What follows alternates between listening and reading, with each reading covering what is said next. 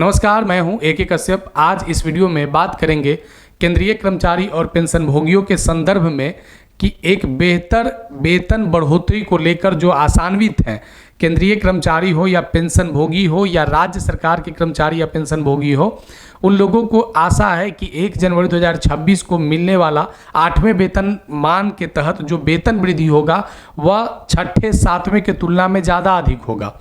अब यहाँ पे इसी विषय को इस वीडियो में समझेंगे कि किस तरीके से आपको क्या सच में कुछ कोई वेतन को लेकर, वेतन वृद्धि को लेकर क्या आपको 8वें वेतन आयोग में क्या झटका लग सकता है। अगर ऐसा बातों पर अगर चर्चा चल रहे हैं तो आखिर ये बात आया कहाँ से है।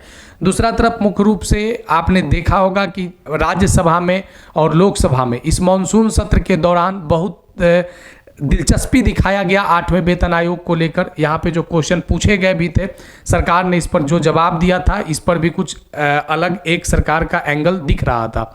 1 जनवरी 2026 को मिलने वाला जो 8वां वेतन आयोग का लाभ है, आज इसी विषय से पे बात करेंगे। तो आज इस वीडियो को लास्ट तक जरूर देखिएगा। नए जुड़े हैं तो चैनल को जरूर सब्सक्राइब करके बेल आइकन को दबा दीजिएगा। अगर आप 7वें वेतन मान के तुलना में अगर 8वें वेतन आयोग में बेहतर अगर आप सोच रहे हैं तो जो एक रिपोर्ट निकल कर आया है उस रिपोर्ट से आपको झटका लग सकता है। आखिर कैसे झटका लगेगा, तो 8th पे कमीशन जिसके कमेटी से संबंधित अभी बातों को ओपन नहीं किया गया है।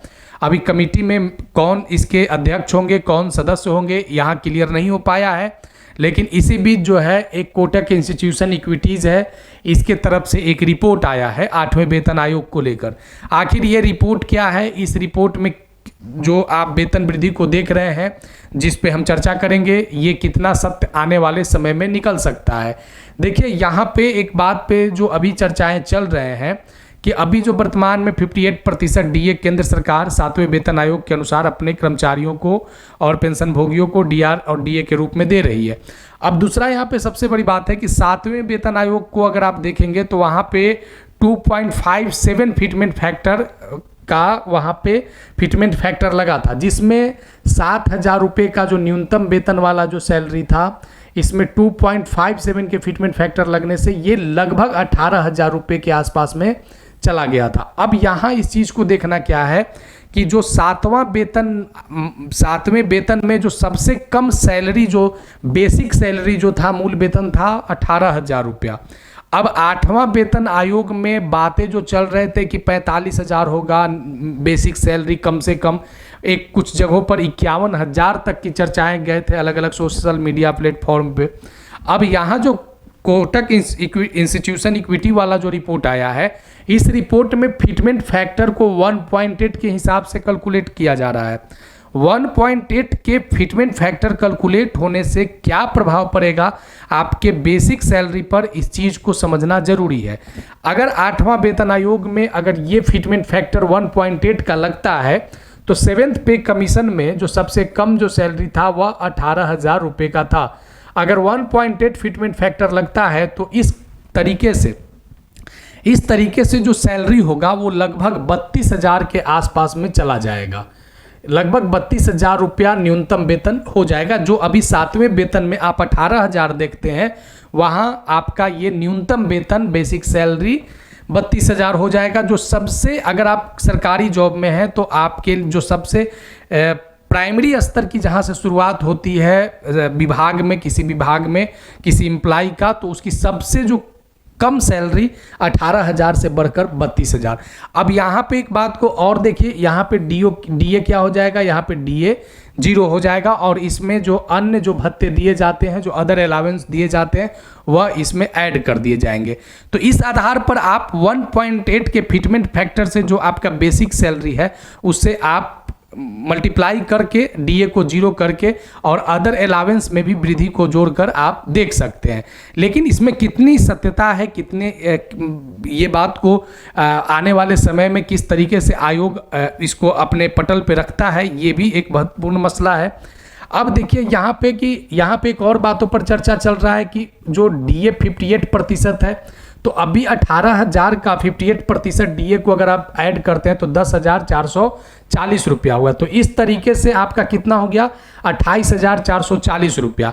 यानी अभी जिसको 18,000 और प्लस DA 58% मिलता है तो उसको 28,440 रुपया बेसिक और DA मिलाकर हो रहा है। ये अब कितना बढ़ जाएगा फिटमेंट फैक्टर से, तो ये बढ़कर चला जाएगा 28,440 से ले बढ़कर चला जाएगा 32,000, यानी 1.8 के फिटमेंट फैक्टर लगने से 28,440 रुपये वाला सैलरी बढ़कर चला गया 32,000 पर। लगभग यहाँ पे जो आप फायदा जो देख रहे हैं, यहाँ पे लगभग आपको 3600 के आसपास में यहाँ पे आपको सबसे कम लेवल पर वेतन वृद्धि देखने को मिला।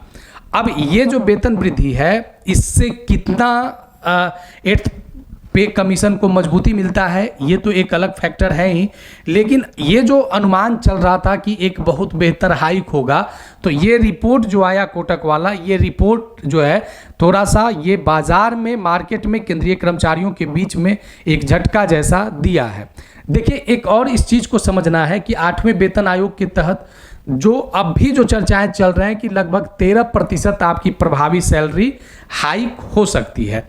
जो पिछले बार जो 2.57 का लगा था तो 14.3% की वृद्धि हुई थी, यानी पिछले बार की तुलना में यहाँ पे आपकी प्रभावी सैलरी हाइक में कमी देखा गया है।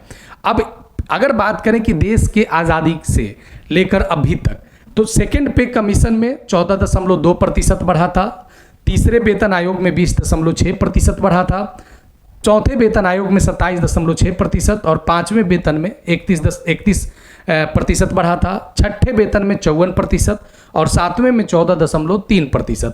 और इस बार का जो रिपोर्ट आ रहा है उस रिपोर्ट में 13% प्रभावी सैलरी हाइक हो सकता है। लेकिन इस बात को अगर आप अलग हटकर इस चीज़ पे अगर आप आते हैं कि ये जो 8वां वेतन आयोग का जनवरी 2025 से जो बातें चल रहे हैं, 7 महीना हो चुके हैं, तो इसका प्रोग्रेस रिपोर्ट क्या है, कितना तक ये प्रोग्रेस हुआ है, यह भी एक महत्वपूर्ण बातें हैं।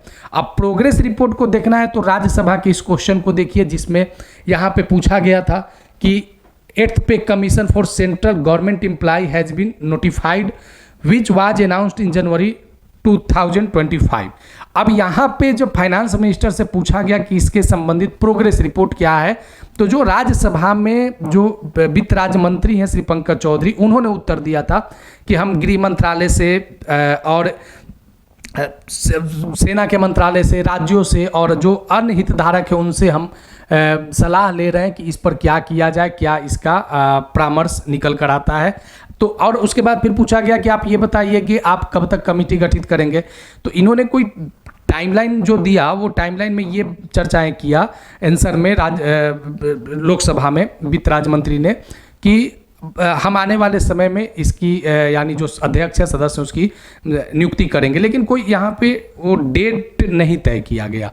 अब यहाँ तो संशय है कि कब लागू हो, 1 जनवरी 2026 से प्रभावी हो रहा है तो मिलेगा कब से, और ये अगर मिलेगा तो इसका जो बेनिफिट है तो एक लंबा समय कमेटी गठित होने के बाद लोगों के बीच में कमेटी गठित होने के बाद 18 महीने 2 साल तक जा सकते हैं। तो क्या 2-2 साल इंतजार करना पड़ेगा सेंट्रल एम्प्लॉय और स्टेट एम्प्लॉय को, क्योंकि केंद्र के बाद ही राज्य लागू करते हैं। कुछ ऐसे फॉर्मेट हैं जो केंद्र के लागू करने के बाद राज्य सेम फॉर्मेट को लागू कर देता है पे कमीशन में।